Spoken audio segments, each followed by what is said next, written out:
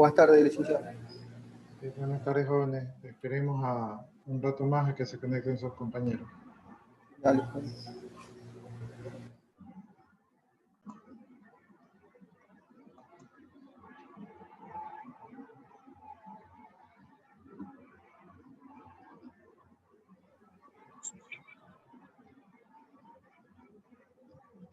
Buenas tardes, esperemos a que se conecten sus compañeros.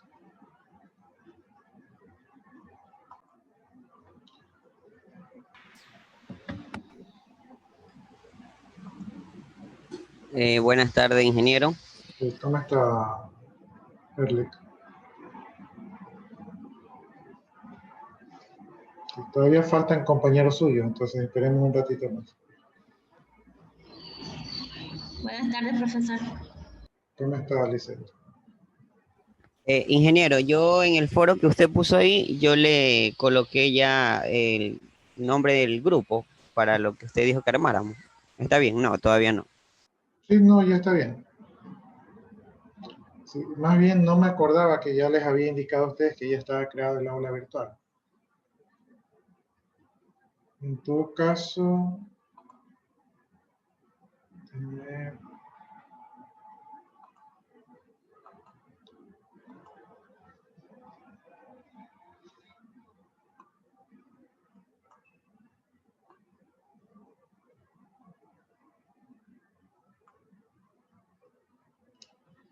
ya, aquí está el aula virtual, ¿verdad? Aquí en los avisos les puse el tema de la asistencia. También por acá les puse el link de Zoom para conectarse a la clase virtual. Y aquí están los links de las clases que hemos tenido. Incluso creo que hace un rato nomás subí la clase de ayer.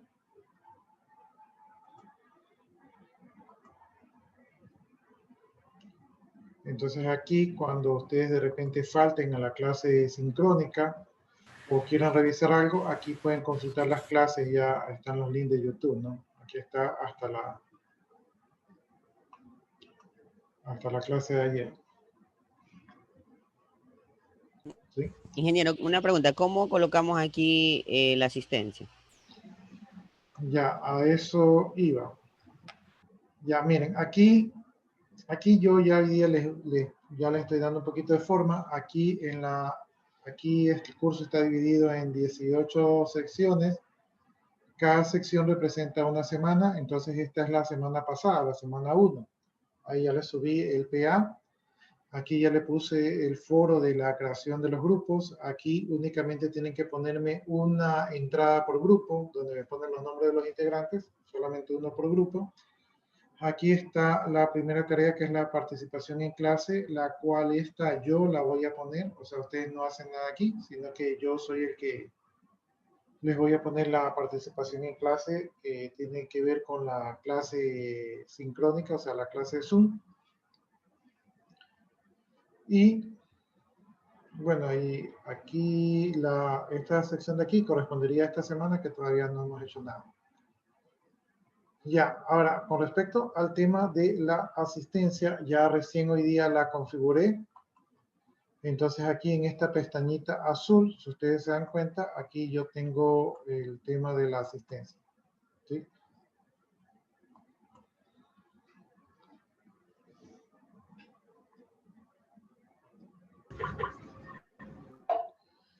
Ya, miren, aquí está el tema de la asistencia, que tengo que revisarla porque en el otro grupo me di cuenta que la había creado mal. Ya, estas son las sesiones. Las sesiones son los días que le va a marcar la asistencia. Pero en este caso yo creo que me equivoqué de año y tengo que volverla a borrar. Déjenme ver si lo hago ahorita.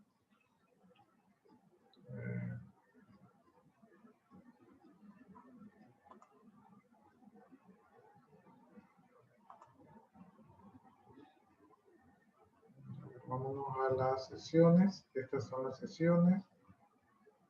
Déjenme ir un ratito al informe.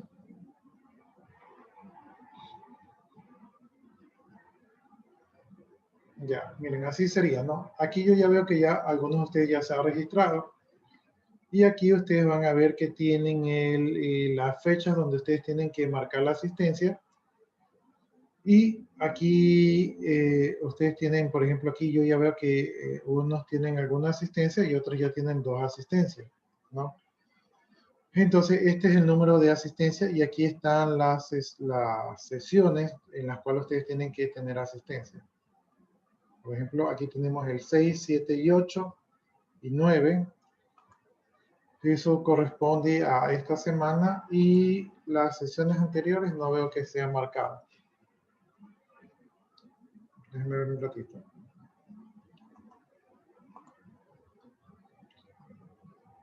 Lo que pasa es que en el otro curso había cometido un error con el año, entonces quiero estar seguro si aquí no cometí el mismo error.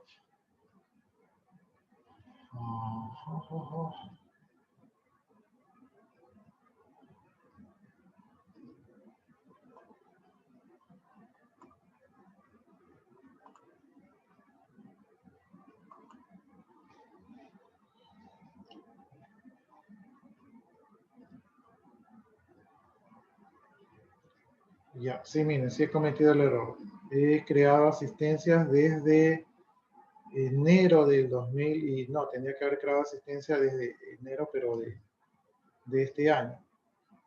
Entonces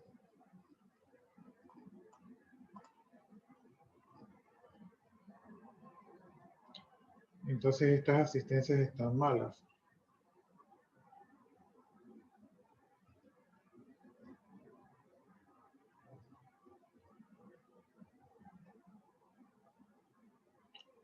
Lo que no sé, ya. Voy a borrar todas las asistencias mejor, porque están malas. Mejor, más rápido las borro todas.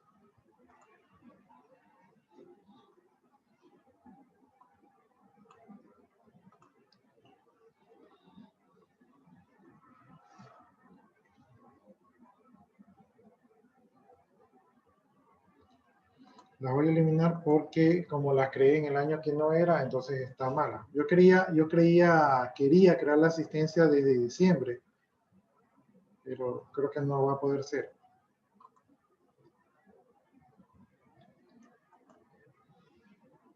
Ya, igual lo que ustedes se registraron ahorita, eso no se pierde. Entonces voy a crear varias sesiones, va a ser automática para que ustedes creen la asistencia de manera automática. Las asistencias van desde el 4 de enero del 2021 hasta el 5 de mayo, que creo que según el cronograma es el último día de clase de este año. Y ustedes tienen clase los días martes, miércoles y jueves, ¿sí? Solamente esos días, martes, miércoles y jueves. Entonces tendrían que asistir o marcar o entrar aquí al aula virtual martes, miércoles y jueves. Y las clases comenzarían, o mejor dicho, la marcación comenzaría desde las 6 de la mañana hasta las 23. ¿Sí? Entonces, ahí creo que estaríamos correctos. Añado las sesiones.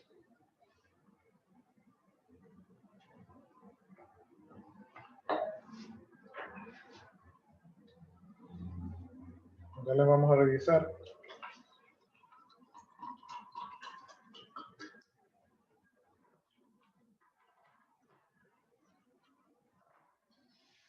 Ya, vamos viendo en las sesiones a ver si se crearon. Ya, miren, aquí están las sesiones de las clases pasadas. Este de aquí tengo que ponerles la asistencia por lo que yo tengo registrado en el Zoom. Entonces esta de aquí, por eso es que todos tienen falta, ¿no? Esta de aquí es la de hoy día, ¿verdad? Y esta todavía está abierta. ¿Sí? Esta es la de hoy día, o sea que ya a partir de hoy día ya ustedes deberían de marcar su asistencia. Y aquí donde dice, déjenme ver, déjenme refrescar esto de aquí. Aquí vendría a ser el informe. Ustedes deberían ingresar al informe para ver si tienen asistencia. Por ejemplo, aquí, este sería el del día 3, o sea, el día de hoy. Aquí ya tengo algunos alumnos que ya tienen presente, entonces ellos ya tienen su asistencia y hay otros que todavía no han ingresado. ¿Cómo ingresan aquí? ¿Cómo ingresan allí? cuando ustedes ingresen al aula virtual, automáticamente se registra la asistencia, como ustedes se habrán dado cuenta, algunos de ustedes solo ingresaron y ya tienen la asistencia, pero lo que yo les pido es que verifiquen la asistencia ingresando en esta opción de aquí. Aquí en esta pestañita, ustedes le dan clic aquí y están en el control de asistencia. Y en el control de asistencia ustedes ponen informe. Cuando ustedes ponen informe, se van a esta pantallita de aquí que tiene que ver con el informe y aquí ustedes van a ver el día, ¿verdad? Los días que tienen que ingresar y si tienen asistencia o no. La P significa de presente y la A significa ausente. En este caso, por ejemplo, Lice García Román tiene una asistencia y 3 faltas.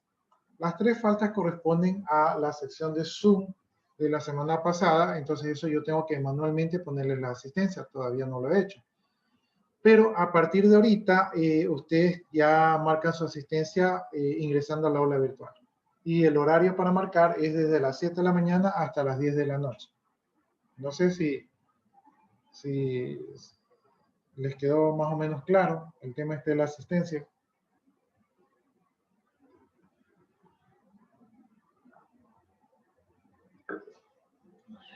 Sí les quedó claro, tienen que ingresar, se marca y tienen que revisar, porque en algunos no les marca. Cuando no les marca la asistencia, ustedes tienen que capturar la pantalla y justificarme por correo. Si son varios días, tienen que ya hacer el procedimiento que es ir a Bienestar Estudiantil para que ellos les justifiquen. Yo solo puedo justificar un día, no puedo justificar varios días. Al final del curso, cuando se acerque el día del examen, ustedes tienen que tener aquí un porcentaje de asistencia mayor al 75%, porque si no, se estarían quedando del curso. Entonces, lo bueno de esto es que ustedes pueden controlar su asistencia, ¿verdad? Pueden controlar sus notas, es decir, todo el tiempo van a ustedes a ir controlando el desarrollo de la materia. ¿Alguna inquietud, jóvenes?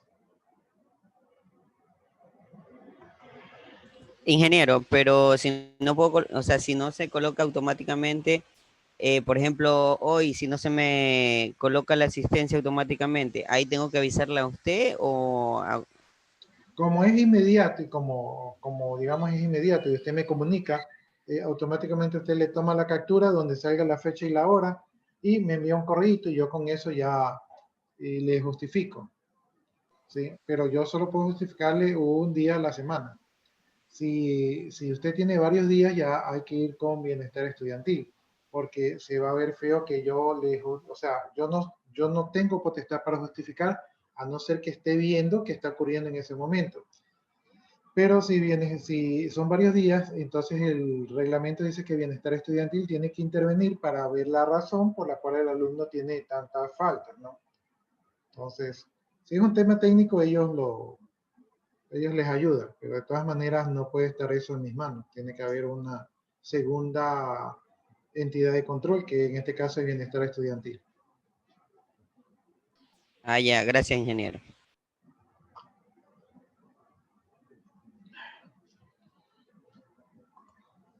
Bueno, entonces ya está habilitado el aula virtual. Creo que sí, creo que ustedes ya compartieron la clave ahí en el grupo, ¿no? Bien, para los que recién ingresan, en el aula virtual está ya publicado el PA, o sea, el programa de estudio.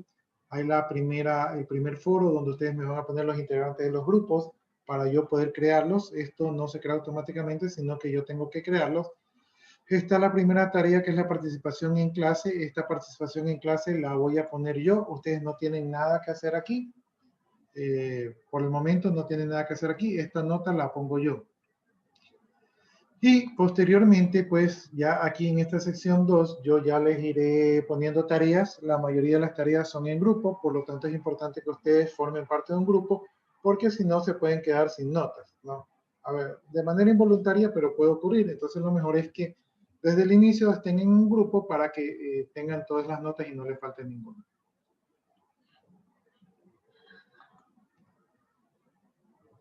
Bien, a pesar de que ustedes la asistencia la tienen que marcar en el aula virtual, siempre tienen que colocar también su asistencia aquí en Zoom, porque si algo llega a suceder en el aula virtual, queda registrado la asistencia aquí en Zoom. Por un lado. Por otro lado, yo hago un informe de los alumnos que vienen a las clases sincrónicas, que es muy diferente al del aula virtual, entonces también requiero su asistencia aquí.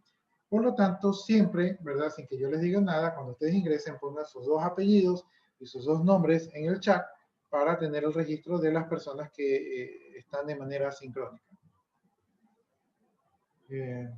Bien. Ingeniero, en los días está puesto miércoles, jueves y viernes, no es martes.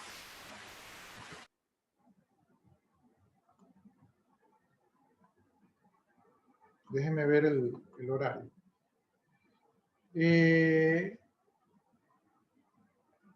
Chanfle. Chanfle.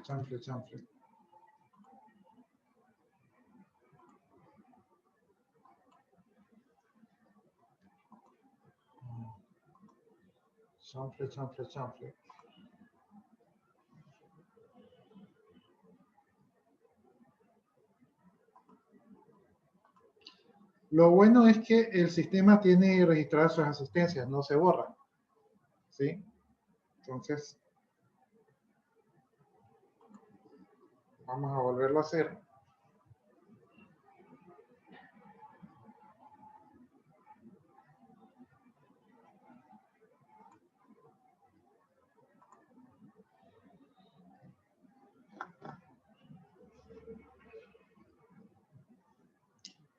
Ya, la asistencia es automática, es decir, que ustedes ingresan y automáticamente ya están creados. La asistencia va desde el 4 de enero del 2021 al 5 máximo, el 5 de mayo. Y me imagino yo que han de existir fechas en las cuales no tendremos clases, ¿no? Entonces, esas fechas yo las elimino. Entonces, déjenme ver nuevamente el horario. Ya creo que lo cerré. Bueno, el horario era martes, miércoles y jueves, ¿verdad? Porque los días viernes ustedes no tienen clase asincrónica. Y las clases empezarían desde las 6. O sea, ustedes pueden marcar desde las 6 hasta las 23. Sin embargo, como a veces la hora del servidor no cuadra, yo les sugiero que siempre marquen entre 7 y 10 de la noche.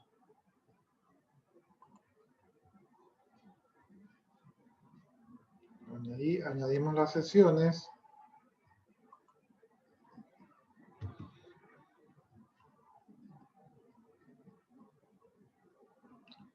Cinco, 6, 7 y aquí está la del día 12 que es la de ayer y la del día 13 que es hoy. Entonces ya, ahora sí ya quedó bien, ¿no? Ya, muchas gracias por la observación.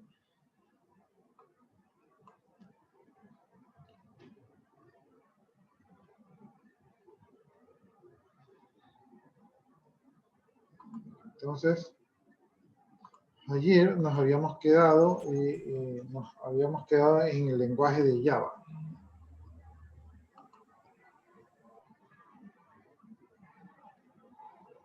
Denme un segundito.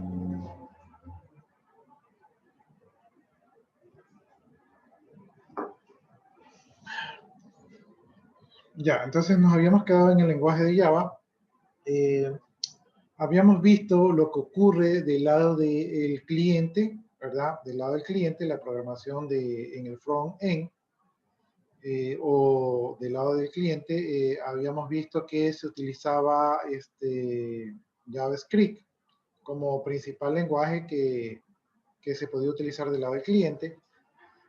Pero del lado del servidor habíamos visto que se puede utilizar Java, ¿no? Entonces, Java es uno de los primeros lenguajes de programación que se ha utilizado del lado del servidor. Y creo que lo mencionamos ayer, que este lenguaje es muy popular para crear aplicaciones independientes que corren en multiplataforma, pero que también se la puede utilizar en el lado del servidor en el desarrollo de páginas web. Y aquí toma el nombre del acrónimo JSP, que se refiere a servidor de páginas de Java. ¿no? Entonces esto ocurre del lado del servidor. Básicamente, como ya habíamos visto en el esquema, lo que hace, hay un compilador de Java donde el código encriptado que está embebido en las páginas HTML, se genera nuevo código HTML y esta nueva página dinámica que se crea se le envía directamente al cliente, pero ya convertida, o sea, se envía HTML puro. Bien, también creo que mencionamos que la plataforma de JSP es Apache Tomcat, ¿no? Entonces, en este tipo de servidores corren con un compilador Java del lado del servidor. Bien, otras de las lenguajes de programación que se pueden utilizar y que son muy famosas del lado del servidor es de la familia Microsoft, lo que es el ASP.NET, ¿no? Entonces, Microsoft, cuando se dio cuenta del mundo web, ¿verdad? Ellos no se quisieron quedar atrás y ellos sacaron su programación ASP, la programación del lado del servidor que tiene que ver con Activity Server, ¿no? Entonces, eso es el acrónimo de ASP. Y tenía una similitud con JSP de Java, ¿verdad? Pero la ASP incorporó este código script ASP. Entonces, en las páginas que funcionan con Microsoft, hay código ASP incrustado en el código HTML estándar. Y por lo tanto requirieron, o sea, para que esto de aquí funcione, pues se requería que del lado del servidor exista un servidor ASP junto con el servidor web estándar de Microsoft, que es el Internet Information Service, ¿no? Entonces, cuando ustedes vean un IIS, se refiere al servidor de páginas web de Microsoft, pero aparte de eso hay un servidor ASP, que es el que ayuda a convertir ese HTML en código HTML puro antes de ser enviado por el Internet Information Server. No sé si ahí les hice un champú.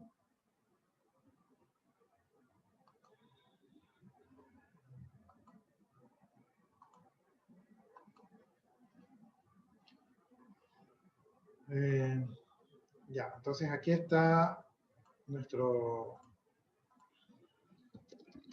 server web, ¿verdad? Y corriendo dentro de nuestro server web, en este caso de Microsoft, ¿verdad? Hay un servicio, que es el servicio del Internet Information Server, ¿no? Entonces aquí está el Internet Information Server. Y allí también, en el mismo servidor, hay otro servicio,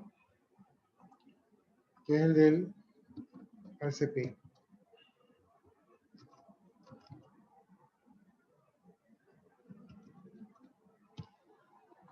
Bien, entonces, cuando nosotros tenemos un cliente, digamos que por acá tenemos el cliente,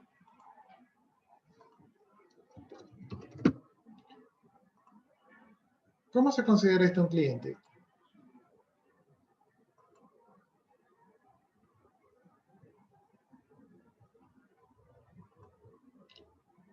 ¿Cómo se consideraría este de aquí un cliente? ¿Qué debe tener para ser considerado un cliente?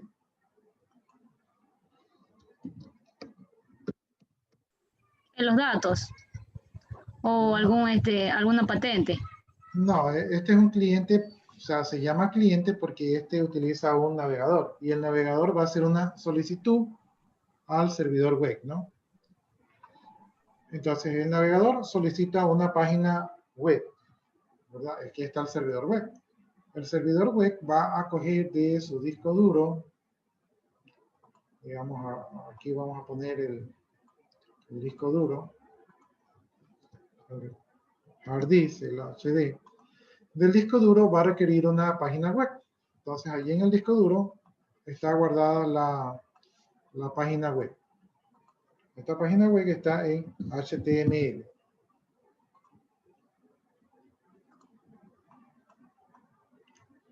Pero esta página web, aparte de tener HTML, también tiene ASP. Tiene un código ASP allí, ¿no? Entonces, cuando el servidor Internet Information Server requiere esa página, entonces él se va al disco duro, ¿verdad? Y coge esa página que está guardada en el disco duro para entregársela al cliente que la está requiriendo. Pero como esa página tiene código ASP, entonces antes de enviársela, el Internet Information Server le entrega al servidor ASP, le entrega la página para que convierta este código, ¿verdad? ASP en código HTML. Entonces, aquí, antes de entregar la página, ¿verdad? La página tiene código HTML y HTML. Porque ya ocurrió la transformación de ese código ASP por el servidor ASP, ya se convirtió en HTML y ahora sí le entrega al cliente la página y el cliente lo que recibe pues es una página HTML. ¿Quién hizo el trabajo? El trabajo lo hizo el servicio ASP que está instalado en el servidor web. ¿Sí? No sé si ahora la película que les estaba mencionando les quedó un poquito más clara.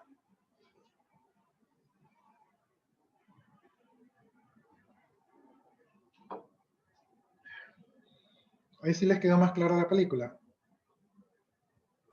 Me confundí en lo que estaba en la parte HTML. Sí. Ajá. Ya, como ustedes saben, la página HTML no es más que un archivo y ese archivo tiene que estar guardado en el disco, ¿verdad? Entonces aquí está la página HTML que está guardada en el disco duro, porque es un archivo. Pero esa página que está guardada en el disco, aparte de tener código HTML, también tiene código ASP, ¿sí? Que es un código propio de Microsoft. Entonces, esta página, cuando es requerida por un cliente le dice al dominio, hey, cárgame la página, entonces se hace un request al servidor web. Entonces, el servidor web va a buscar en el disco duro la página y recoge esta página de aquí. Pero si le envía esta página así, este cliente no sabe nada de ASP, ¿verdad? Entonces, el cliente, si se le envía así la página tal y cual como está, no va a poder desplegar la página en el navegador, porque no se conoce ese código, no sabe cómo interpretarlo. Es como que le está hablando chino. Solo el navegador solo entiende de HTML. Entonces, el Internet Information Server, antes de enviar la página al cliente, ¿verdad? Se le entrega al servidor o al servicio ASP y el servicio ASP coge este código ASP y lo convierte en HTML. Entonces, una vez que lo convierte en HTML, se lo regresa en Internet Information Server, que es el servidor web de Microsoft, y entonces ahí él ya tiene una página con HTML puro, es decir, todo el contenido de la página es HTML. Y como el browser sí sabe interpretar el HTML, se le envía enterita. La página es una página dinámica, pero la página se convirtió del lado del servidor. No sé si ahí les quedó clara la película. Ahí sí entendí un poco. Ya, entonces miren, este es el mismo esquema que con Java, solamente que el que interviene aquí es Microsoft. Y Microsoft no tiene su servidor web Apache, sino que tiene su servidor web que se llama Internet Information Server. ¿Sí? Y aparte se complementa con otro servicio que se llama el servidor ASP. ¿Sí?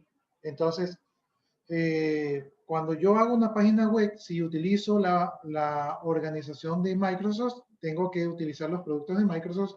Y si yo hago una página web estándar, entonces debería de utilizar el estándar, por ejemplo, de Java o de Apache.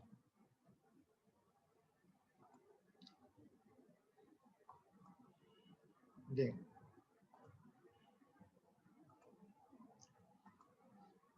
Bueno, entonces, regresando aquí a la familia de Microsoft, pues ahí ya queda un poquito más claro por qué Microsoft utiliza el Internet Information Server y también utiliza un servidor ASP.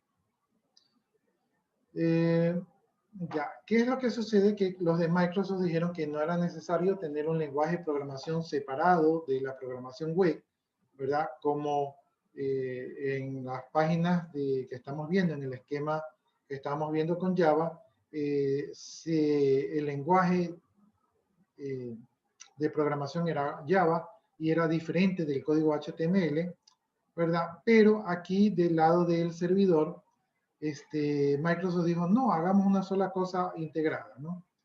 Sí, por ahí me distraje porque estaba viendo el fondo de su compañero que estaba jugando ahí con el fondo.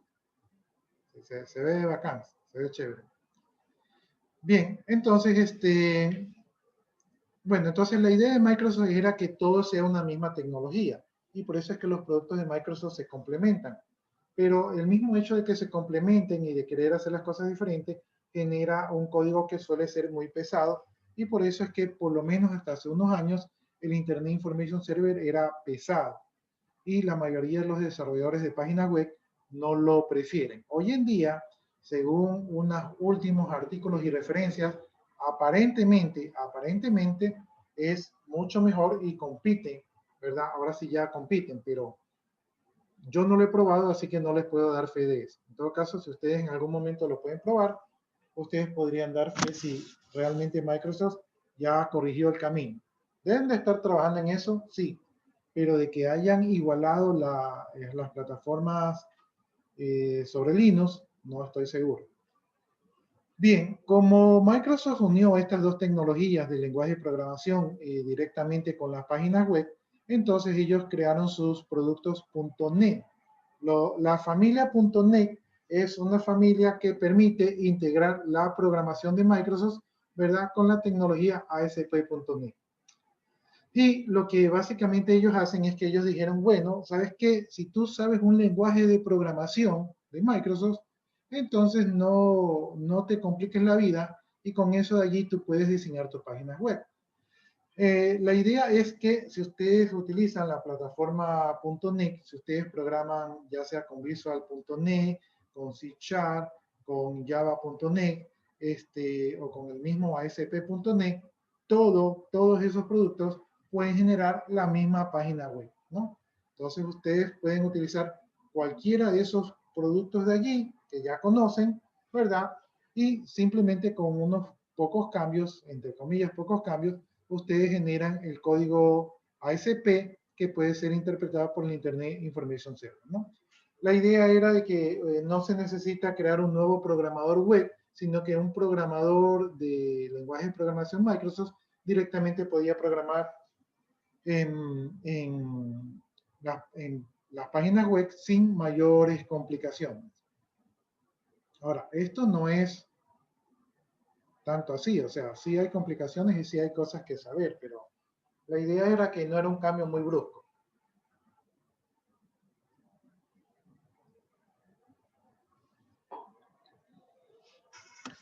Bien, bueno, por suerte nosotros no nos vamos a meter en esa área, eso ya lo descubrirán ustedes solos si o les toca en el trabajo o si tienen algún proyecto con Microsoft.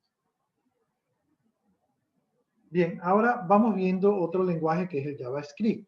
Como ya saben, JavaScript corre del lado del cliente y sirve para que la programación ocurra del lado del cliente, lo cual en algunos casos es muy bueno. Sin embargo, JavaScript últimamente también puede usarse del lado del servidor, ¿verdad? Y para esto de aquí utilizan una biblioteca que se llama Node.js, que es una biblioteca creada en Java que permite conectar el código de JavaScript dentro de las páginas HTML, ¿no? Y se pueden procesar del lado del servidor. La ventaja de utilizar Node.js es que solamente ustedes requieren aprender un solo lenguaje de programación, tanto del lado del cliente como del lado del servidor, ¿no? Y de alguna manera, pues esto se ha vuelto algo cada vez más popular. Entonces, del lado del servidor ya tenemos Java, ya tenemos ASP, ya tenemos JavaScript, ¿no? Entonces, del lado del servidor tenemos muchas opciones para hacer páginas dinámicas. Bien, y aquí tenemos otro de los favoritos ¿verdad? Para trabajar del lado del servidor, que es PHP. PHP comenzó como un programa script del tipo CGI que vemos al inicio, pero después, poco a poco, se logró convertir en un lenguaje de programación, ¿no? En todo caso, PHP significa programación de página personal. O sea, primero comenzó como un pequeño código para personalizar las páginas, pero después se fue convirtiendo más robusto y hasta que finalmente se convirtió en un poderoso lenguaje de programación. Bien, el acrónimo de PHP significa procesador de hipertexto, que es lo que está representando. Bien, los desarrolladores del lenguaje PHP han admitido que ellos han tomado características de otros lenguajes, como por ejemplo Perl, o por ejemplo Python, o incluso C, ¿verdad? E incluso los scripts de Shell, pero esto no le quita mérito a que PHP sea bastante poderoso y bastante estable, ¿no? Sí, de hecho todos los lenguajes de programación se parecen. Bien, pero PHP, aparte de esas cosas que tomó de estos otros lenguajes, también tiene sus propias características integradas que no se encuentran en esos otros lenguajes. O sea, tiene sus propias características que lo distinguen de los otros lenguajes. Entre esas allí es que no necesita tener problemas de configuraciones, ¿verdad? Tampoco tiene características extrañas que de repente se deben de hacer en los otros lenguajes de programación para que funcione en un ambiente web, ¿no? Esto del ambiente web, les decía, es un dolor de cabeza en distintos lenguajes. Hay que hacer configuraciones, trucos, simulaciones, cosas raras para que todo funcione bien. Entonces, PHP, digamos que no tiene tanto de eso, es lo que nos está diciendo aquí, ¿no? Aparte de esto, PHP ha madurado, eso quiere decir que se ha vuelto más estable y las características avanzadas cubren todas las áreas de desarrollo de una página web. Es decir, no existen vacíos, o sea, todo ya está cubierto con PHP.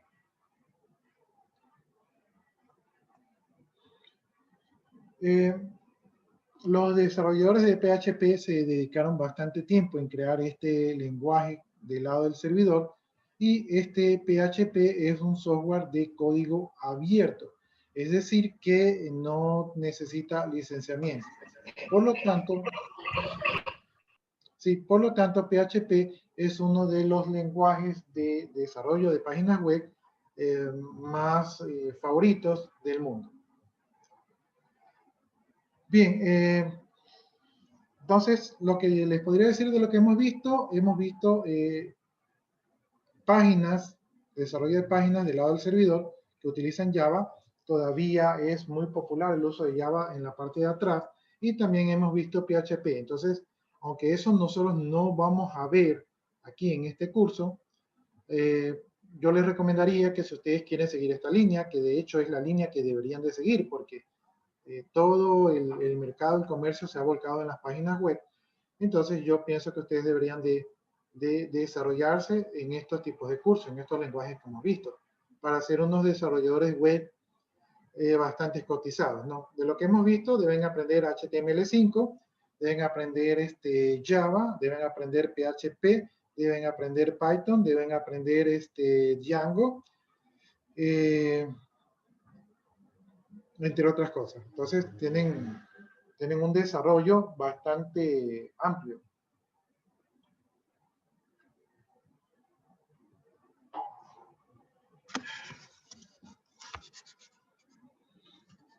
Bien, entonces aquí nos dice que hay que combinar la programación del lado del cliente con el lado del servidor. O sea, eso es lo que ayer uno de sus compañeros decía. La programación del lado del cliente y del lado del servidor tienen pros y contras. Ayer vimos algunos de esos pros y contras. Y las páginas dinámicas se pueden utilizar de ambos lados, como bien lo decía su compañero.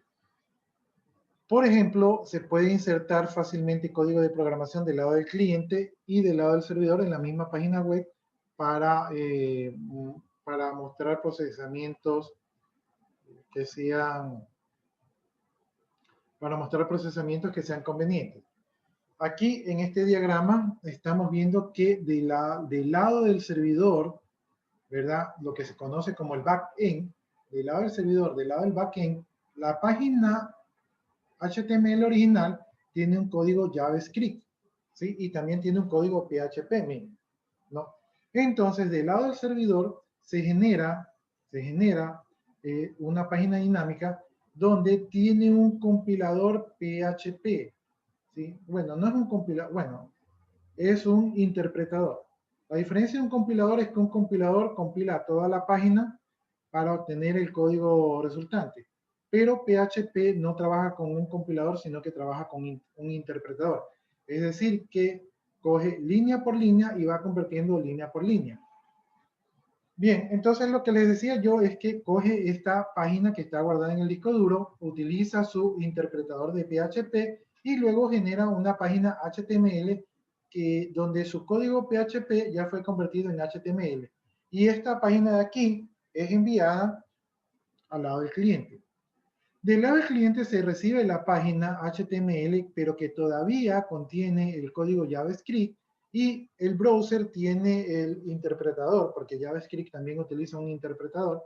Entonces, el interpretador de JavaScript que corre del lado del browser genera ya la página HTML pura, es decir, página que solo está compuesta de código HTML, y con esta página aquí ya presenta al usuario como la página final.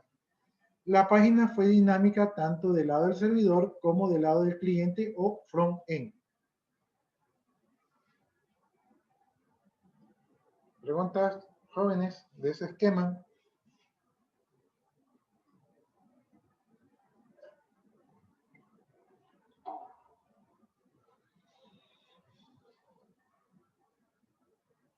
¿Se entiende el proceso?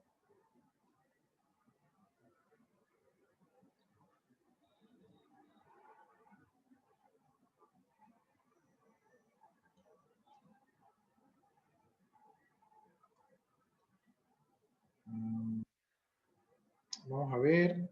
Dayana Guayamavi. Dayana, Dígame. ¿le quedó claro el proceso? Sí, profe. Este es un poco diferente, pero por ahí más o menos. Ya, déjame ver Sí. si veo a alguien más. Creo que no tengo muchos conectados aquí, no me sale mucho en la pantalla. Veamos José Olegario.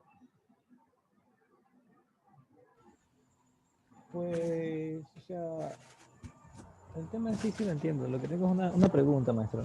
Dígame. O sea, nosotros primero lo que vamos a ver aquí es teoría, ¿no? Y después, ¿qué vemos? Ya, lo O sea, que ¿va a pasa... haber algo de práctica o no sé? Quiero saber. Sí, vamos a hacer la práctica. De hecho, ustedes van a hacer su página web. Sí, van a hacerla en grupo. Pero estas son bases, porque si no sabemos cómo funciona todo esto, yo les pongo la página web y ustedes no saben dónde funciona, cómo se come eso, ¿verdad? Entonces, Claro. a mí me parece que es importante que ustedes sepan todo el contexto. Y de hecho, este contexto que estamos revisando es así por encimita nomás. ¿Sí? Por eso yo les decía, este es un mundo bastante amplio, que solamente dedicarnos a una línea, pueden dedicarse toda su carrera en un solo camino. Pero este es algo que es un abanico de caminos. ¿Sí? Entonces yo más o menos les estoy diciendo las cosas que ustedes deberían de comenzar a buscar y a prepararse, porque aquí vamos a ver cómo se hace una página web, pero si ustedes ya quieren salir al mundo real a vender páginas web, el camino es bastante, todavía es largo. ¿Sí?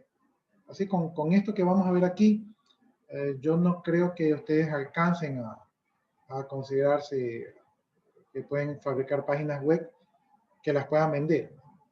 ¿Sí? Hay muchos profesionales ahorita allá afuera que tienen años y años de preparación y no saben todo de todo.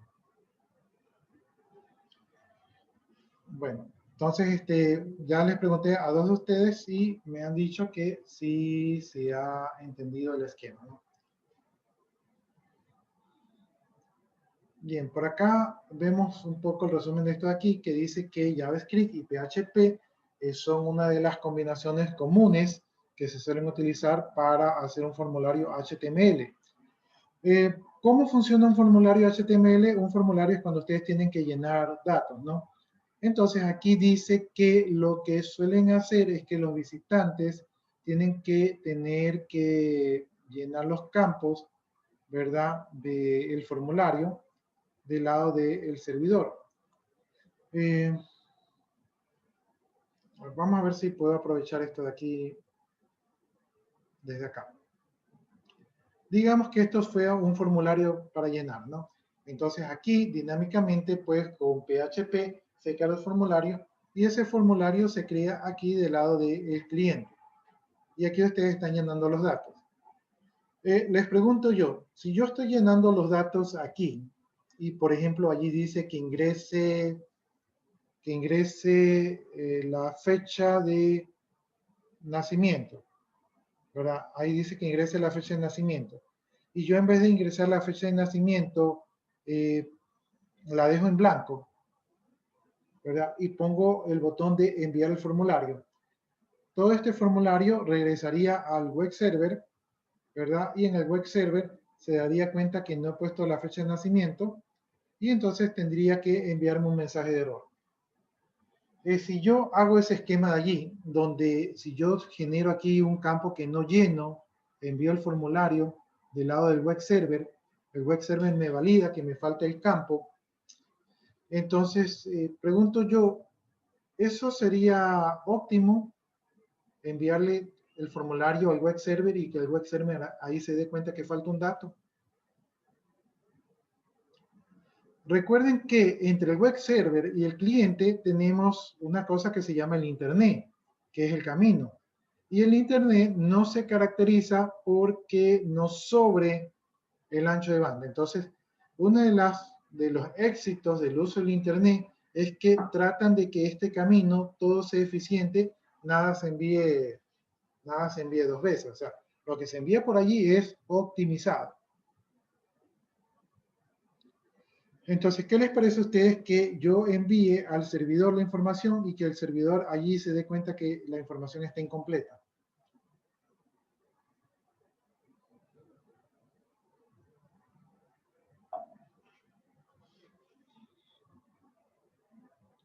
Eso es algo, les voy a poner el ejemplo en forma física. Ustedes vienen al instituto y se les da un formulario. Ustedes llevan el formulario a su casa. En su caso, ustedes llenan el formulario, ustedes creen que lo han llenado bien. Ustedes regresan al instituto y en el instituto le dicen, no, el formulario está mal llenado. Entonces le dicen, regrésense a su casa, llenen el formulario correctamente y luego regresen. ¿Cómo se sentirían ustedes haciendo eso de allí?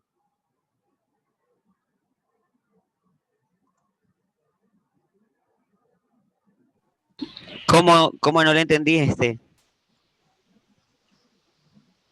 Les decía yo, Haciendo doble trabajo.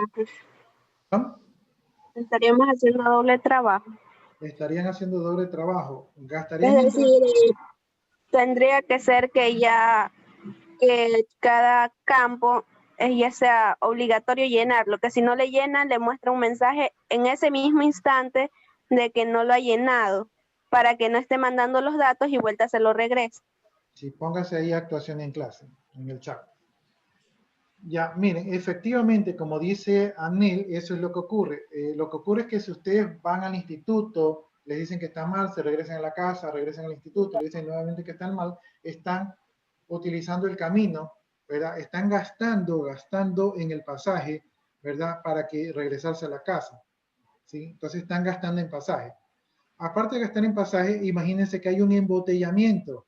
Entonces ustedes van y pasan el embotellamiento y luego regresan al embotellamiento y luego tienen que volver a pasar por el embotellamiento.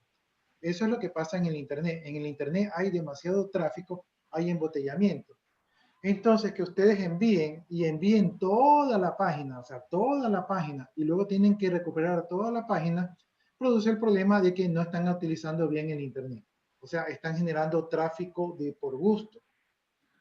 Por otro lado, cuando ustedes envían toda la página al servidor, los otros campos que sí llenaron, el nombre, la cédula y todo eso, se suelen perder.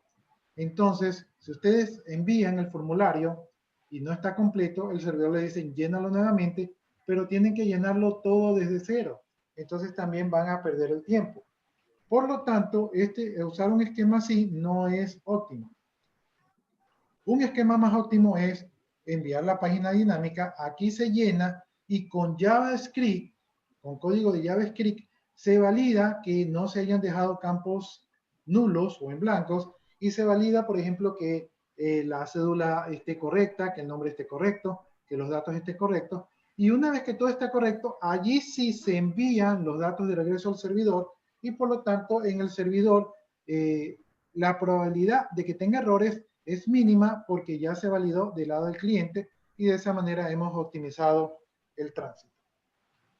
Entonces, lo que nos estaba diciendo aquí el contenido del texto es que nosotros podemos utilizar en un esquema normal, ¿verdad? Podemos utilizar JavaScript y PHP para del lado del servidor utilizar PHP para crear una página dinámica y del lado del cliente podemos utilizar JavaScript para validar información de los formularios para garantizar que los formularios viajen con información válida, ¿verdad? De manera correcta y de esa manera optimizamos el tráfico del Internet y por otro lado también garantizamos que los datos que fueron ingresados por el usuario no se pierdan, ¿verdad? Y que sean aceptados por el servidor.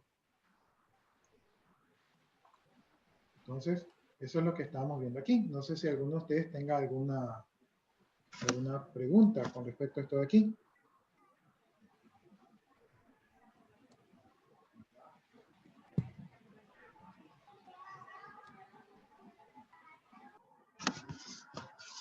Como no hay preguntas, asumo yo que estamos bien.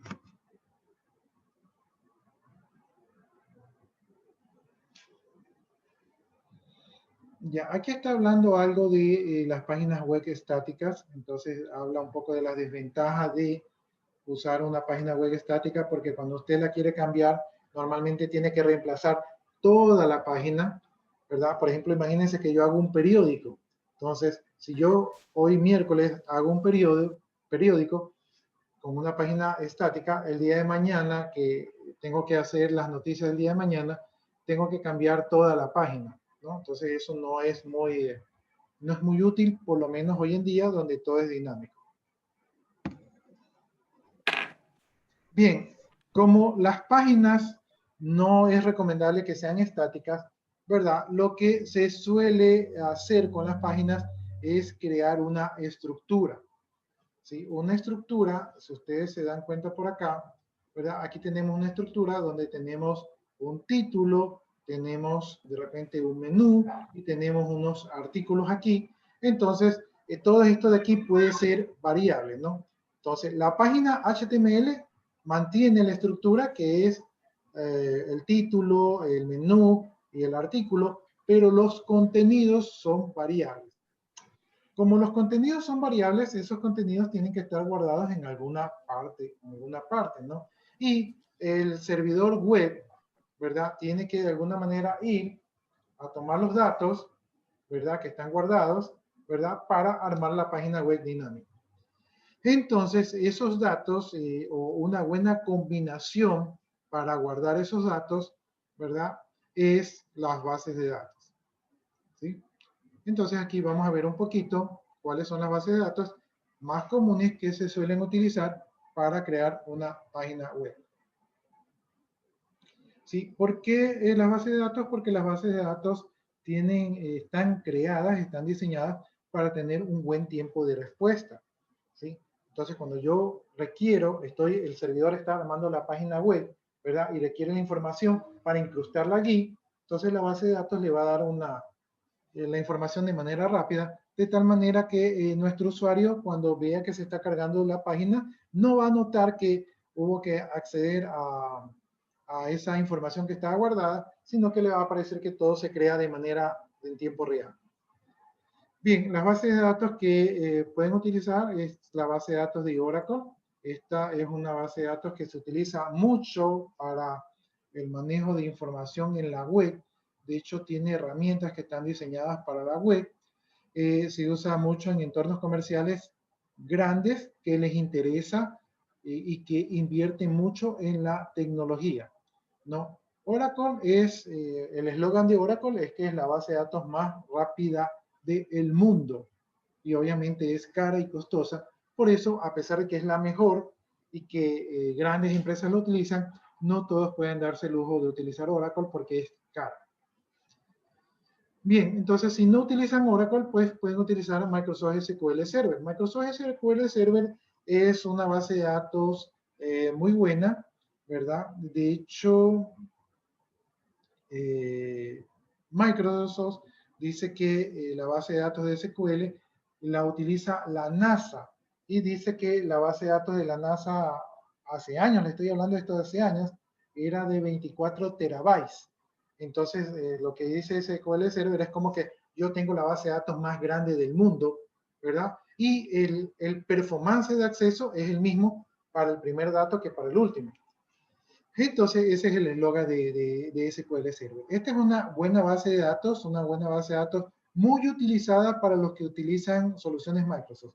Generalmente, el que utiliza, por ejemplo, Visual Basic.net, con páginas ASP.net, con Internet Information Server, también tiene una base de datos SQL, porque todo esto se integra y las empresas tienen soluciones hechas en lenguaje de Microsoft. Entonces, por eso muchas de estas empresas tienen soluciones completas de Microsoft, ¿sí?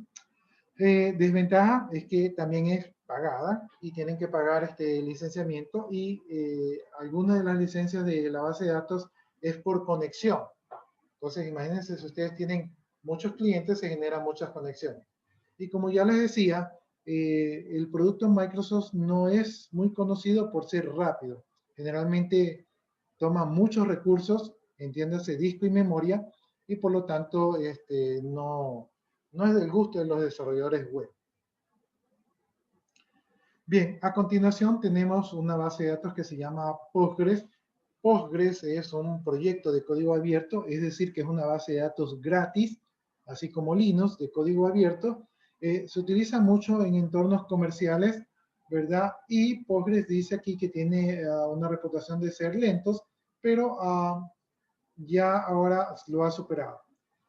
En lo particular, para mí, para mi gusto, yo he sido administrador de Postgres SQL y para mí es una base de datos muy, muy buena. Yo se las recomiendo que ustedes utilicen Postgres en soluciones para sus clientes, en soluciones que busquen que sean gratis, ¿verdad? Postgres, para mí, tiene el mismo performance que tiene SQL Server, no le pide favores a SQL Server.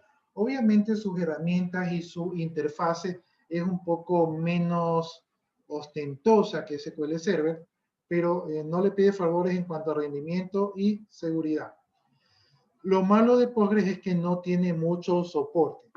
Ahora, por ejemplo, aquí en Ecuador, el gobierno pasado, el gobierno del anterior presidente, ellos impulsaron el uso de las tecnologías e impulsaron el uso de herramientas de GNU, es decir, de licencia libre. Y entre las bases de datos que implementaron en las mayorías de las instituciones del gobierno fue Postgres, ¿sí? Yo hice un análisis de la base de datos, no muy científico, pero ahí hice mi parte, hice mi investigación y me di cuenta de que Postgres es la mejor base de datos de código abierto que se puede obtener gratis, ¿no? Entonces, por eso yo se las recomiendo que utilicen ustedes Postgres en sus soluciones porque es segura, buen rendimiento y es gratis, que creo que esa palabra gratis a nosotros nos llega hasta el alma.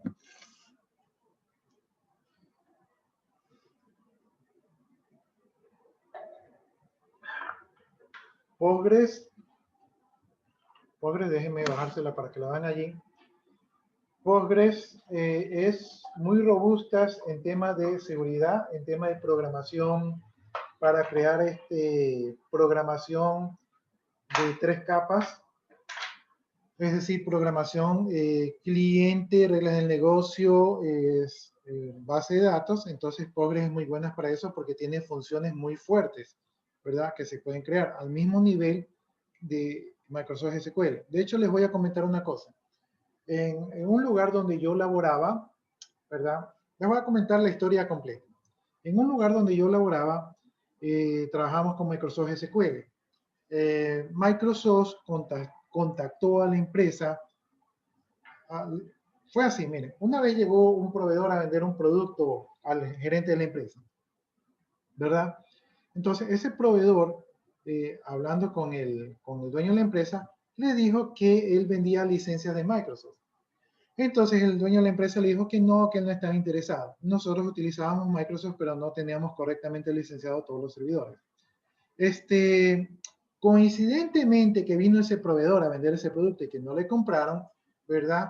Al día siguiente llegó una notificación de Microsoft, ¿verdad? Indicando de que cuáles son las sanciones por utilizar productos de Microsoft que no están correctamente licenciados, ¿no? O sea, qué coincidencia. Vino el visitante y luego al día siguiente viene Microsoft a reclamar el tema de las licencias. Entonces, el dueño de la empresa, pues obviamente esto le costaba, de golpe, le costaba licenciar todos los productos, era un fuerte golpe para él, para la empresa, entonces no le gustó la solución y contactó a otro proveedor, ¿verdad?, de software, y este otro proveedor de software le ofreció una solución donde les decía que iban a instalar una base de datos que no requería licenciamiento. Creo que ellos estaban trabajando en MySQL, si no me equivoco. Puede ser que en ese dato me esté equivocando. Entonces el proveedor dijo, mira, yo te ofrezco una solución. Ese producto que ellos ofrecían, lo ofrecían a más de $100,000 para la empresa, pero era la solución. Bien, como la empresa tenía un departamento de sistemas, que en este caso yo formaba parte de ese de allí, entonces nosotros igual como departamento de sistemas nos sentimos amenazados por este proveedor y también no nos gustó la idea de que se invierta $100,000 en un producto que nosotros no pensábamos que nuestro producto era tan malo como para ser reemplazado. Bien, al final de cuentas la empresa sí le compró a este proveedor. El proyecto duró un año. No sé si en algún momento conversamos, les doy los detalles, pero nunca se puso una sola pantalla en la empresa habiendo pagado los $100,000. Sin embargo, como entre el proveedor, y esto es algo que a mí no me gusta, este proveedor no tenía tanta ética y entró a destruir el departamento de sistemas, ¿verdad? Le comenzó a meter cuento al dueño de la empresa que el departamento de sistemas no funcione, cosas así, y ese tipo de cosas. Entonces, el dueño de la empresa desconfió de su propio departamento de sistemas. Entonces, eso no es ético. Ese señor tenía que decir, mi producto es el mejor, demostrar que era el mejor, y nosotros apoyamos ese producto. Pero este señor vendió un producto que no existía, cobró, nunca puso su producto a funcionar, nunca funcionó, ¿verdad? Se llevó $100,000 a vaca, trabajó un año gratis, nos dañó la imagen con el dueño de la empresa y nos trajo unos profesionales de dudosa procedencia, porque estos profesionales eran profesionales jóvenes y nunca habían estado trabajando en proyectos, entonces no sabían, se peleaban con los usuarios, no les entendían, no les hacían caso a los usuarios, sino que harían lo que ellos querían. Entonces esto fue muy conflictivo. Bueno, el punto es que cuando estábamos reunidos en el departamento de sistemas, yo planteé que en vista de que nosotros no podíamos competir con este nuevo proveedor porque no gozábamos de la confianza, pero yo les decía, no nos quedemos sentados esperando que vengan estos proveedores y ponga un nuevo software, ¿verdad? Y ponga su solución, ¿no? Que a la final nos iban a votar, pero no nos quedemos con los brazos cruzados. Ellos ofrecen liberar a la empresa del licenciamiento. Entonces, yo les digo, hagámoslo nosotros. Nosotros liberemos a la empresa del licenciamiento. ¿Qué es lo que hicimos? Yo me puse a investigar más o menos en alrededor de una semana. Encontré de que Postgres era el reemplazo ideal de SQL Server, ¿no? Postgres es el que encajaba mejor, el que era muy similar a SQL Server, ¿verdad? Y entonces es el que lo reemplazaba.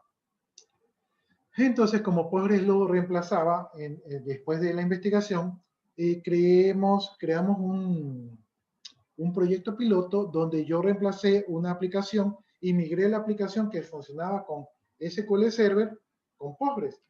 me demoré una semana.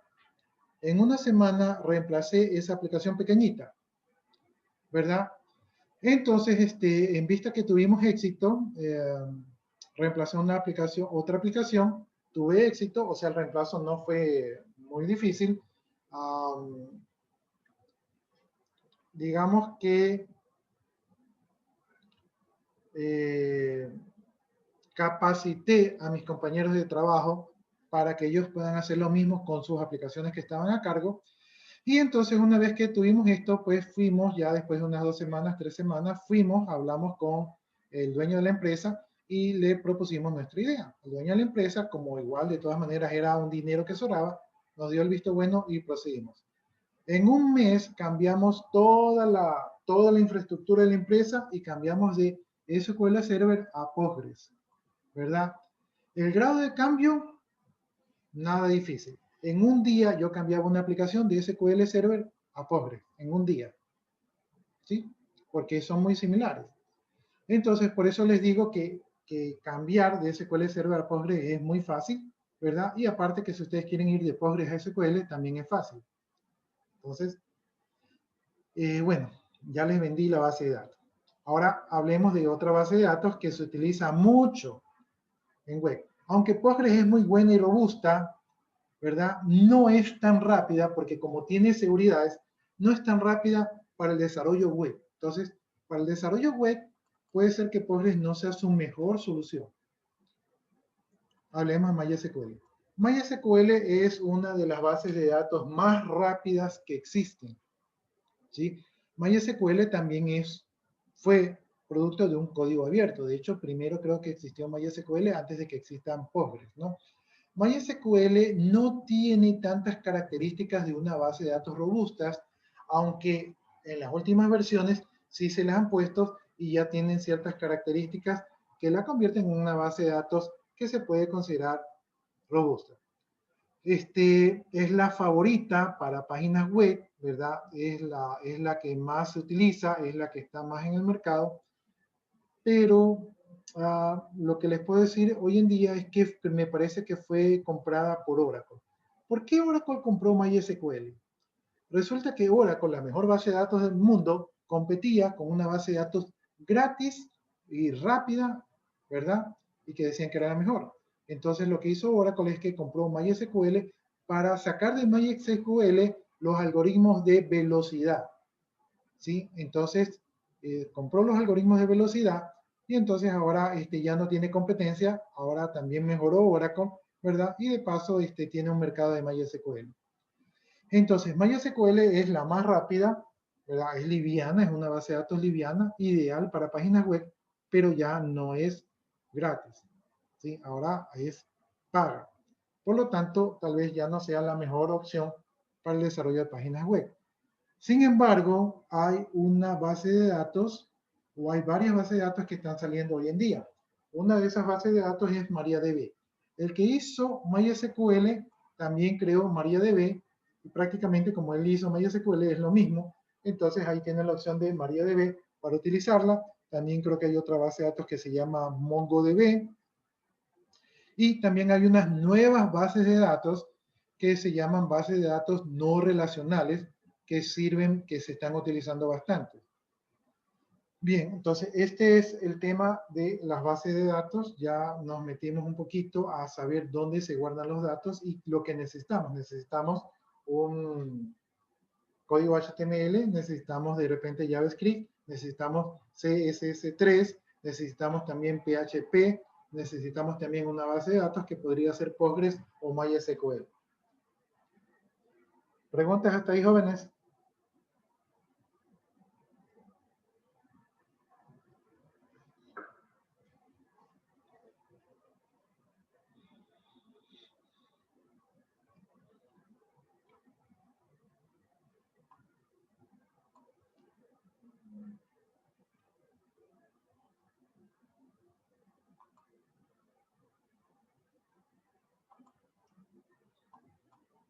Ya, si no hay preguntas, entonces vamos a la guía de estudio. La guía de estudio es el documento que hizo el ingeniero Fernando Domínguez que es el que nos vamos a basar nosotros para seguir esta materia. Aquí hay unos videos introductorios. No sé si... Yo creo que ya se los puse este video, ¿verdad?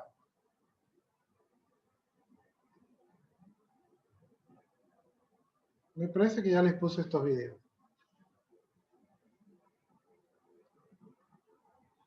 Ya, ahora sí, entonces vamos viendo un poquito, entrando en materia de lo que es HTML5, ¿no?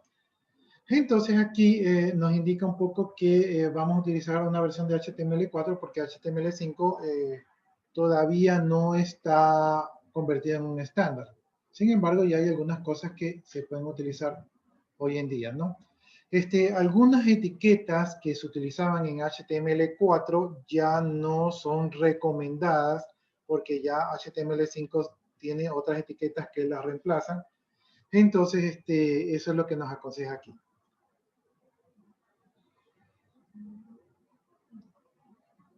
¿Sí? Aquí nos aconsejan que utilicemos estas etiquetas Cascading, Styling Check, ¿verdad? O CSS, pero que es bueno conocerlas, pero que de repente ya no están siendo utilizadas.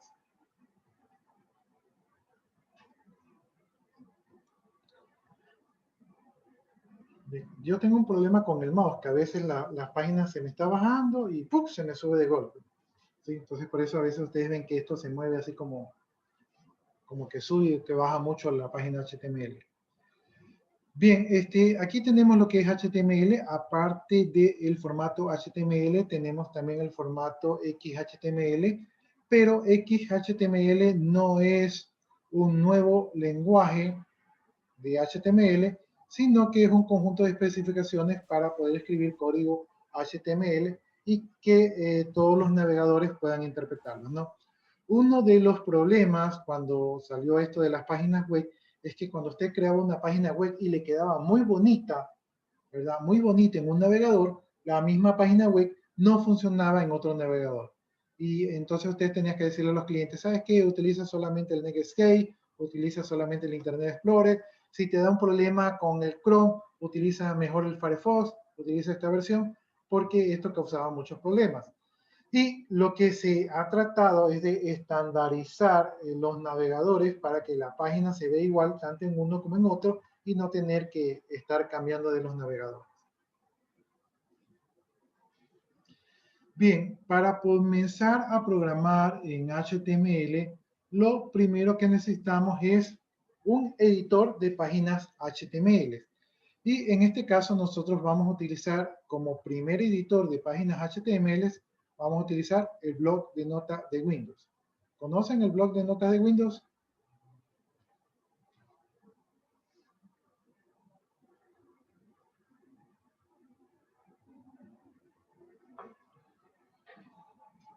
Sí conocen el bloc de notas, ¿no? Sí, asumo que sí.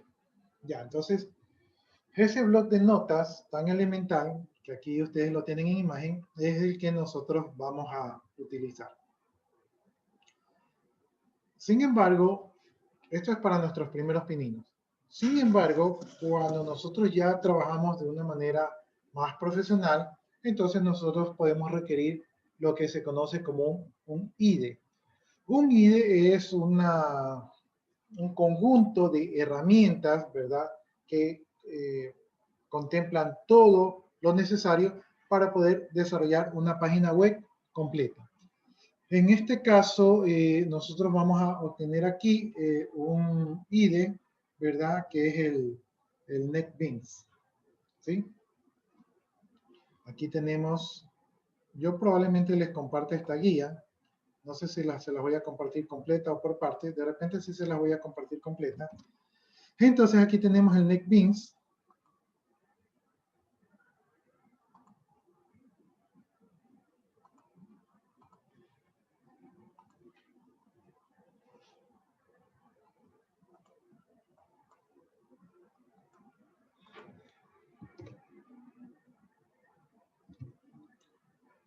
Nos vamos un ratito ahí donde indica este enlace, ¿verdad? Que eso va a estar en la guía.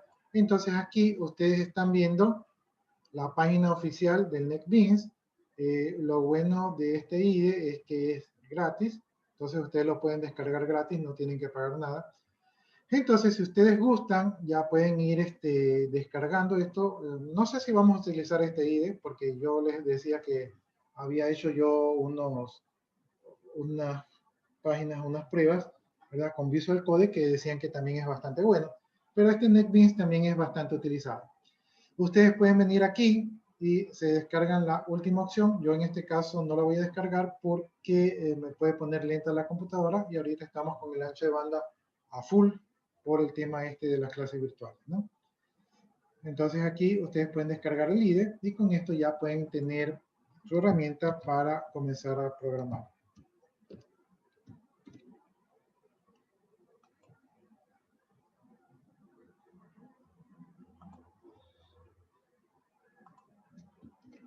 Allí se los compartí, el enlace se los compartí en el chat para que si ustedes gustan pueden ir revisando.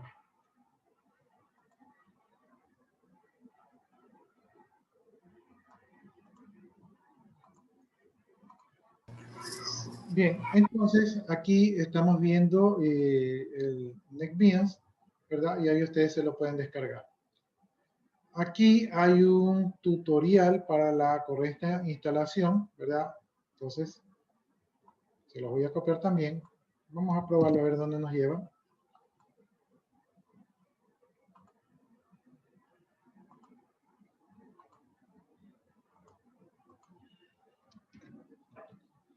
Generalmente estos instaladores son fáciles porque usted solamente le da siguiente, siguiente, siguiente y no pasa nada, ¿no? Entonces, nos está enviando un tutorial de YouTube. Vamos a ver si es que es el correcto.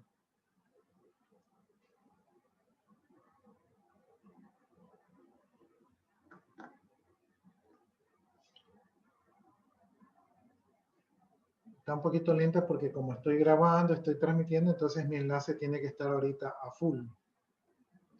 Veamos si carga. Todavía no carga ni las letritas como para ver si está correcto.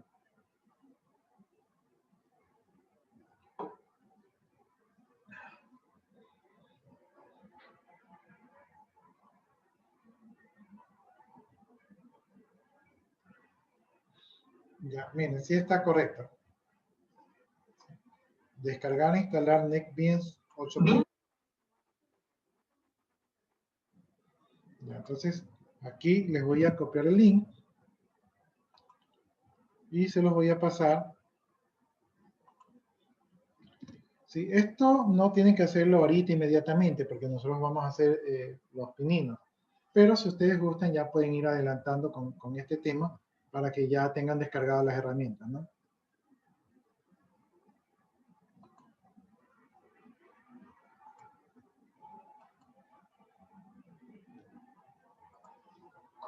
Ya, entonces aquí avanzando tenemos que, vamos a crear nuestro primer archivo HTML5.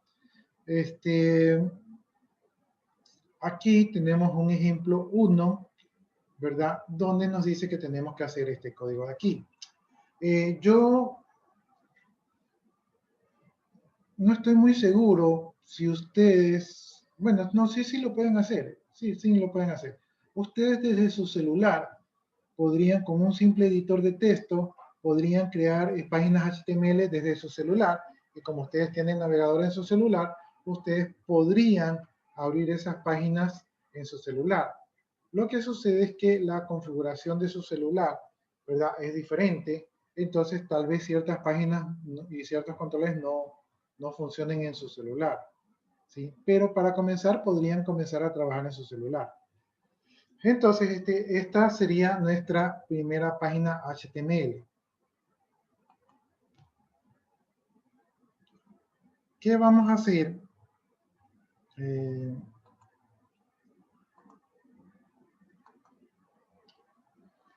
¿Qué vamos a hacer? Lo que primero tenemos que hacer es crear un archivo, ¿no? Un archivo HTML, ¿no? Entonces, yo estoy aquí. Donde está la página web que creamos con Word. Voy a coger esta página web que creamos con Word, ¿sí? Solamente para mostrar. Aquí está la página web que creamos con Word el día de ayer. Voy a ponerle botón derecho y voy a ponerle abrir con, y lo puedo abrir con algunos de los exploradores que tengo instalados. También tengo instalados aquí algunos IDE, ¿verdad? Como por ejemplo Microsoft Visual Studio. Lo puedo abrir con el mismo Word, que tiene capacidad de abrir archivos HTML, y lo voy a abrir en este caso con el bloc de notas. ¿Por qué lo quiero abrir con el bloc de notas? Porque quiero ustedes que vean que Word, a pesar de que era una página simple, Word le pone mucho código HTML. ¿Sí se dan cuenta? Entonces, todo esto es código HTML que está allí en ese pequeño archivito que creamos el día de ayer. ¿Sí? Entonces, este código que es creado automáticamente por Word no es tan amistoso como nosotros pudiéramos pensar, ¿no? De hecho, aquí hay unas cosas que yo también me pierdo con todo lo que dice aquí. Pero lo que quería mostrarles es que el bloc de notas puede abrir una página HTML, ¿no? Entonces, lo que nosotros vamos a hacer es que vamos a crear un nuevo archivo. ¿Sí? Ahí pueden poner un documento de texto si ustedes gustan. Le vamos a poner, en este caso, dice allí ejemplo 1. Entonces vamos a ponerle ejemplo 1, como dice acá el contenido. Aquí dice, vamos a poner ejemplo 1.html. Entonces, regresando aquí, pusimos ejemplo 1 y ahora tengo que corregir la extensión y ponerle HTML. Y como estoy cambiando la extensión del archivo, me pregunta si estoy seguro, si quiero cambiarla, porque este archivo, a lo que le cambio la extensión, las aplicaciones que están asociadas a esta extensión también puede cambiar y podría ser, podría provocar algún tipo de error. Le voy a poner que sí. Entonces, ahorita tengo creado mi primer archivo HTML. Les pregunto yo, básicamente este archivo HTML, ¿qué era?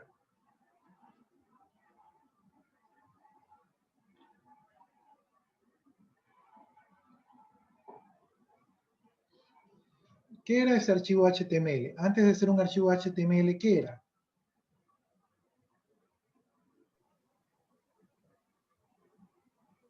¿Qué tipo de archivo era?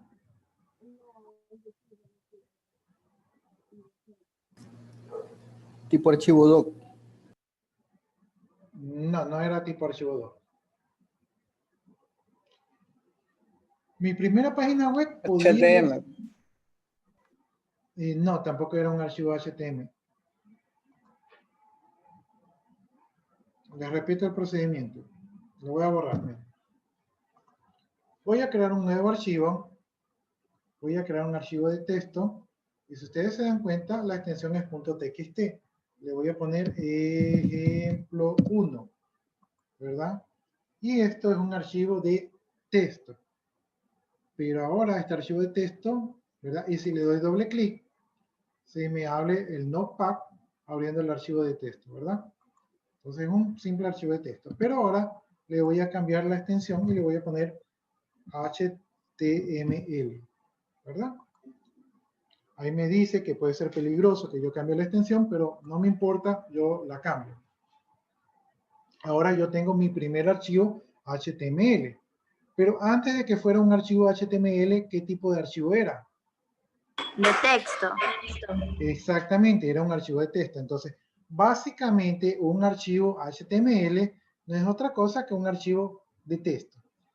Entonces, en este archivo de texto, para poder editarlo, voy a poner, en este caso, botón derecho y yo voy a abrirlo con el Notepad o con el bloc de notas. En su caso, si ustedes no tienen cómo abrirlo, ustedes tendrán que venirse acá, ¿verdad? Cambiar el programa por default y buscar el bloc de notas, ¿verdad? Así. Y tendrán que buscar el bloc de notas para poder abrirlo, ¿no? Entonces, ahí acabo de abrir el archivo. ¿Sí? Entonces ya abrí el archivo. Ahora, bueno, aquí no era. Ahora me voy a la guía. Aquí está la guía. Y en la guía me dice que esta es nuestra primera página web. Para no complicarme la vida, voy a copiar el código. Y entonces ahorita voy a copiar el código. Lo que está de más en este código son los números. Entonces voy a borrar los números.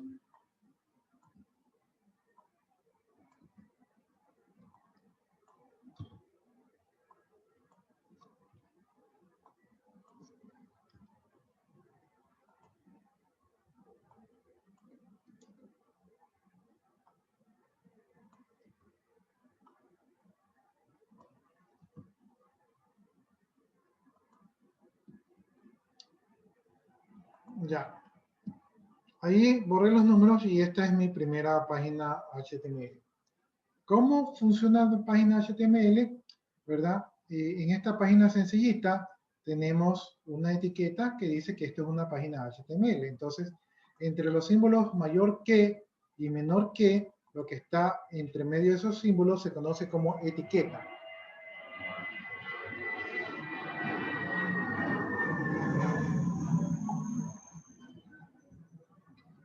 Y en HTML yo tengo que tener una etiqueta de inicio y una etiqueta de cierre, o una etiqueta de apertura y una etiqueta de cierre, o una etiqueta de inicio y una etiqueta de fin. La etiqueta de inicio indica de qué se trata esa etiqueta, y la etiqueta de fin normalmente es la misma que la de inicio, pero tiene un slash que indica que ese es el fin de la etiqueta. Aquí encontramos una etiqueta de header o de cabecera, ¿verdad? Y en esa etiqueta de cabecera va lo que va a estar en la cabecera, y dentro de esa etiqueta de cabecera tenemos una etiqueta de título, ¿verdad? Asimismo, abre y cierra la etiqueta de título, ¿verdad? Y dentro y entre esas etiquetas tenemos el título. ¿Sí? Luego tenemos otra etiqueta del cuerpo de la página, entonces una etiqueta de body, y aquí tenemos la etiqueta de fin de body. Y finalmente aquí tenemos no una etiqueta, sino un comentario. Entonces esta sería la manera de poner un comentario, ¿no? Entonces aquí está ya el comentario. Déjenme ver en la guía. ¿Verdad? Ahí está el comentario. Y esta sería nuestra primera página HTML. Lo cojo, lo salvo, ¿verdad? Ya está guardada mi página. Déjenme checar un poquito esto. Ya está guardada mi página. La cierro. ¿Verdad? Ah, aquí cometí un error. Como he asociado la página al Notepad, ¿verdad? Tenía que abrirlo, pero no asociarlo. Entonces ahora siempre me va a abrir con el Notepad. Déjenme ver si puedo solucionar esto de aquí.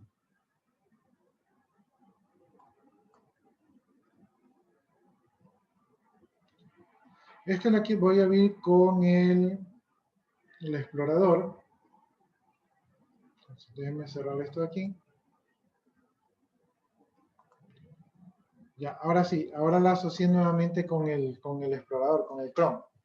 Entonces, esta es nuestra primera página web, ¿verdad? Le voy a dar doble clic, y cuando le hago doble clic, noten ustedes que aquí en el explorador, ¿verdad? Se está abriendo la página, ¿sí? La ruta de la página es local, ¿verdad? Y aquí está la página, y aquí me está mostrando la página, y dentro de la página estaba la leyenda, mi primera página web, ¿verdad? Entonces, es lo que nos muestra. Déjenme abrir la página para compararlo. Voy a abrirla, pero en este caso la voy a abrir con el Notepad para ver el contenido. Entonces, aquí está mi primera página web, es lo que nos aparece como título, ¿verdad? Aquí está mi primera página web, y acá en el cuerpo está este contenido que es mi primera página web, ¿no? Y esto que está aquí, ¿verdad? Es la manera de poner un comentario, ¿sí? Entonces, Ingeniero, disculpe que le interrumpa, pero ya se pasó la hora y tenemos inglés. No tenemos hasta las 8. Yo pensaba que tenemos hasta las 8. A las 7:30 está el horario, ingeniero. No, es que no lo tengo abierto ya. Entonces, me disculpe, yo pensaba que teníamos hasta las 8. Ya, nos vamos a quedar entonces hasta allí. No se olviden de poner la asistencia. No se olviden de ingresar al aula virtual para que registren automáticamente la asistencia.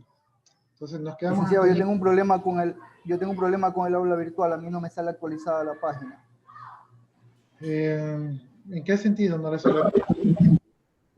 Pongo cuarto nivel, estamos ya en el primer periodo 2021, 2020-2021, primer periodo, cuarto nivel y me salen todas las materias del semestre pasado todavía. Pero es que estamos en segundo nivel. Por ahí viene su error.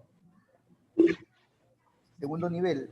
Sí, o sea, en segundo periodo. Pero No es el segundo periodo, ya le voy a verificar. por eso es que no le aparece, porque estamos en segundo periodo.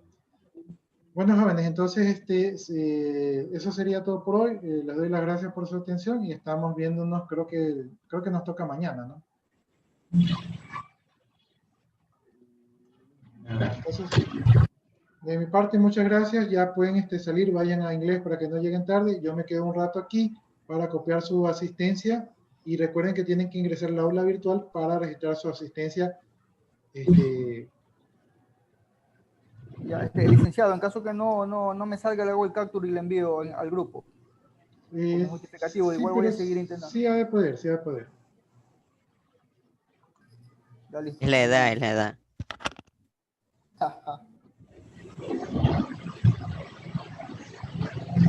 Adiós.